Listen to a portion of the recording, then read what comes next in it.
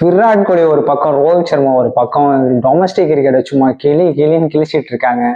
ரொம்ப வருஷத்துக்கு அப்புறம் இவங்க டொமஸ்டிக் கிரிக்கெட் விளாடுறாங்கன்னு நினைக்கிறேன். இந்த ட்ராஃபி வந்து சாரி விஜய் ட்ராஃபி செம்மையா டொமஸ்டிக்ல பிரிக்கிறாங்க ரெண்டு பேரும். ரொம்ப வருஷத்துக்கு அப்புறம் வந்திருக்காங்க. வந்து பார்க்கும்போது ரொம்ப சந்தோஷமா இருக்கு. நான் இதுக்கு முன்னாடிலாம் வந்து டொமஸ்டிக் கிரிக்கெட்லாம் பார்க்கவே மாட்டேன். ஐ திங்க் ஐபிஎல்லை தவிர நான் வேற எதுவும் பார்க்க மாட்டேன் டொமஸ்டிக்ல. இன்டர்நேஷனல் கிரிக்கெட் பார்ப்போம், ஜஸ்ட் அவங்களுக்காக பார்க்குறோம் வந்துடுறோம். பட் ரொம்ப வருஷத்துக்கு அப்புறம் இவங்க வந்து டொமஸ்டிக் வராங்களா, ஒரு இன்ட்ரெஸ்ட் வருது அவங்கள பார்க்கணும் எப்படி விளாட்றாங்கன்னு சொல்லிட்டு.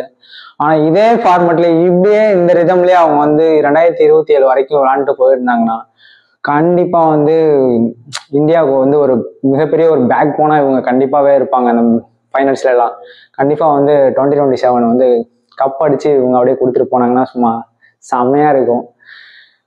அதை பார்க்கும்போது இவங்க விளாட்ற இன்னும் கொஞ்சம் வருஷம் விளாடுவாங்க. அதை பார்க்குறப்போ நம்மளுக்கு கொஞ்சம் ஒரு என்ஜாய்மெண்ட்டு தான், வேற என்ன போயிட்டு. அவ்வளோதாங்க. இது அப்படியே